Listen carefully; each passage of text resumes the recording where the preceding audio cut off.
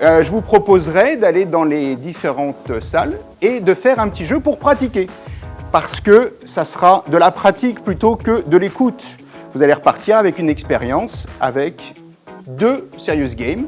Un serious game qui sont les MiWiCard, qui sont ceux-là, et engagement vôtre.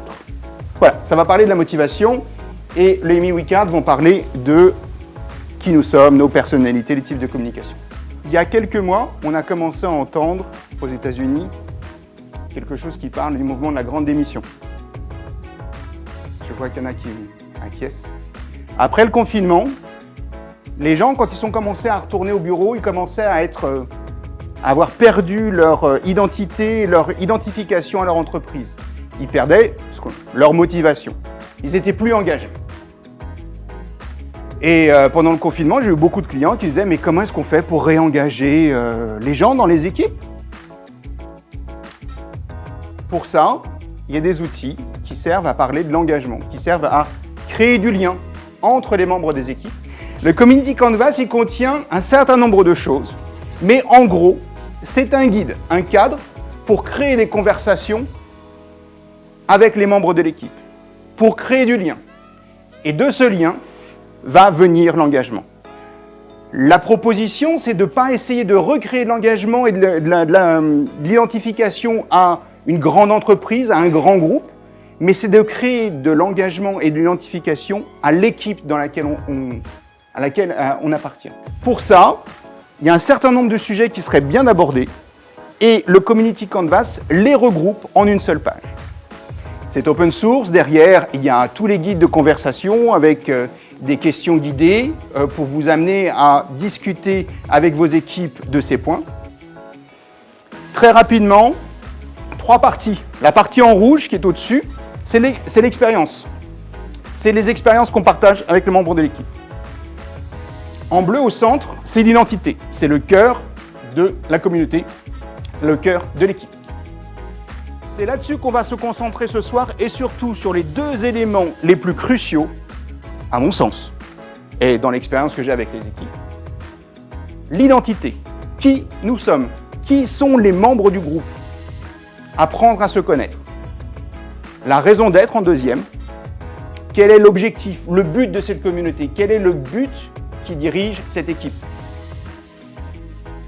Pour ces 2 éléments-là, on va vous faire pratiquer avec 2 serious games. Les MiWiCard pour apprendre à découvrir les types de personnalités et les modes de communication associés. Et pour la raison d'être, le jeu que Alain, avec mon aide, que Alain a créé, Engagement vôtre, qui va parler de la motivation. Qu'est-ce qui nous drive? Qu'est-ce qui nous pousse à agir? Voilà. La dernière partie sur le Community Canvas, c'est la structure, c'est comment organiser cette communauté ou cette équipe.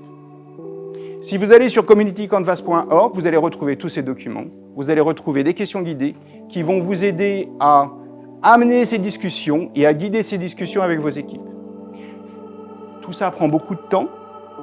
Faites des choix. Établissez vos priorités. Qu'est-ce qui fait souffrir l'équipe? Et amenez ces discussions grâce au Community Canvas. Mettez en place un cadre de discussion sur plusieurs mois, sur plusieurs... à votre rythme. Voilà, ça va être beaucoup plus maintenant à vous d'entrer en action. Donc, on va avoir 30 minutes de jeu. Après, on va se remettre ici, on va faire un petit débriefing pour voir comment ça se passe.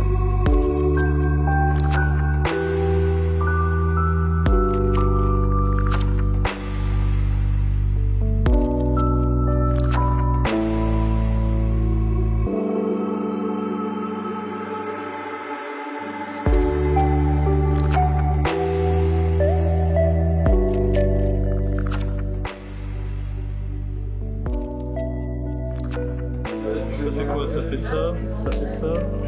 Oh, c'est équilibré. Moi j'étais plutôt là, mais il n'y en a que 3 sur 7, mais bon. Donc ce serait plutôt introverti comme toi, mais par contre plutôt centré sur le groupe. À ceci est associé des modes de communication. Donc les taureaux et les aigles vont être beaucoup plus péchus, beaucoup plus rapides, beaucoup plus vocaux. Et les souris et les ours vont avoir besoin de plus de calme, de temps pour réfléchir et de créer des nouveaux modèles, pour intégrer tous les nouveaux faits dans leur base de connaissances. Évaluer si toutes les choses qui sont arrivées sont justes par rapport au modèle qu'ils ont créé dans leur représentation du monde. Souvent, la communication entre ces groupes opposés se passe pas forcément très bien. On se comprend pas, on parle pas le même langage. Si vous avez des gens comme ça qui savent se mettre dans un niveau d'énergie qui corresponde plutôt à l'un ou plutôt à l'autre, vous pouvez leur faire confiance pour créer du ciment entre les équipes. On a des différents types de personnalités, 4 grandes, pour extrêmement simplistes. Mais quand on croise quelqu'un dans un couloir, quand on croise quelqu'un dans une réunion pour la première fois, qu'on n'a que très peu de temps pour évaluer à qui on a affaire et comment on va collaborer, comment on va communiquer, ces raccourcis peuvent être utiles. Donc, essayez de comprendre à qui vous avez affaire et comment vous adapter dans votre communication pour mieux faire passer vos messages, pour mieux comprendre la personne qui est en face, ou pour faire appel à de l'aide avec les gens du milieu quand ça bloque. On a parlé de l'identité au cœur du Community Canvas. Comprendre qui sont les membres constitutifs de la communauté, de l'équipe, c'est extrêmement important comme base pour passer à la suite. La suite, ça va être avec Alain qui va vous faire pratiquer un autre serious game pour parler de la motivation. Une colonne par catégorie, et dans la colonne, vous avez donc 3 cartes, et vous mettez la hiérarchie dans la colonne.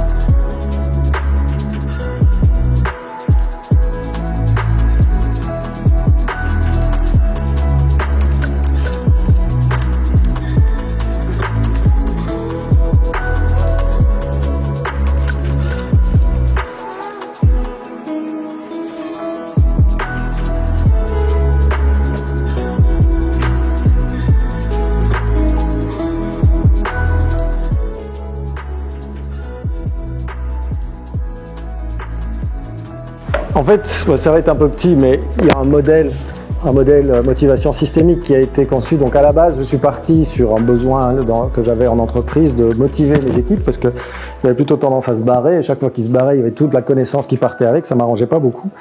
Et donc j'ai commencé à réfléchir à tous ces aspects-là. Je me suis intéressé avec d'autres personnes au sujet, et j'ai lu, j'ai découvert, j'ai appris, j'ai étudié le sujet, et j'en ai fait un modèle qui a pour ambition de regrouper un peu toutes les théories. Il y en a quand même 140 théories sur la motivation, donc je ne les ai pas toutes lues, loin de là. Et puis je me suis aussi rendu compte que finalement connaître la motivation, c'est bien, toute la théorie, le mécanisme physiologique, c'est très amusant pour les soirées cocktails, mais après, peut-être que c'est plus intéressant d'aller rechercher du côté des influences sociales et de voir comment les influences sociales ont un impact sur la manière dont on travaille, la manière dont on agit en groupe, en communauté.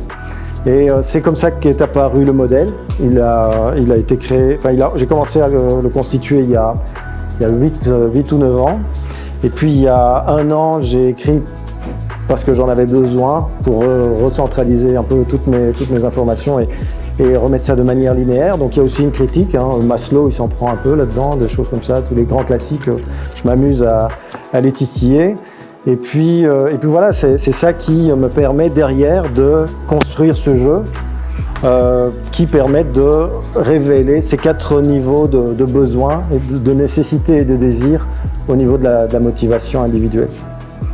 Et puis j'ai intégré ça à l'aspect systémique puisqu'on est dans le système de l'entreprise et que considérer que si on se focalise sur le salaire, uniquement sur le salaire et pas sur des valeurs sociétales, on va louper quelque chose. Et donc il ne faut pas se focaliser et investir tout l'argent des RH sur un domaine, mais il faut au contraire en mettre un petit peu partout et équilibrer les doses. Ça c'est l'idée.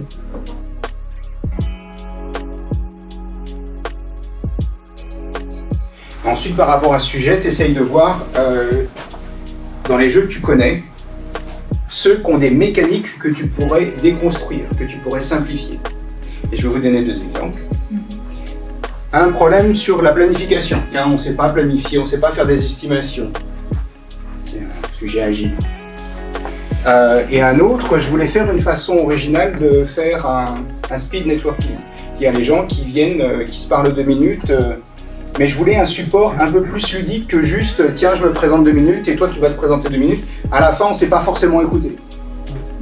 Donc, je voulais trouver une façon de faire ma problématique, donc ça, le deuxième problème, faire un écho. Tu dois répondre à quelque chose. Et donc le premier, le plus simple, le speed networking, 2 personnes qui se rencontrent, 1 minute chacune ou 2 minutes chacune, et puis après tu vas aller rencontrer quelqu'un d'autre. C'est un format des Liberating Structure où tu peux, voilà, tu mélanges un groupe et puis ils vont se présenter les uns aux autres. Pour les forcer à répondre, en fait, ce que j'ai cherché à ce que les gens disent « tiens, moi je suis plutôt comme ça ». Donc vous avez vu les animaux là sur les cas. Donc quelque chose qui m'aurait permis de dire voilà, en 1 minute je me présente et moi je suis plutôt comme ça. Voilà.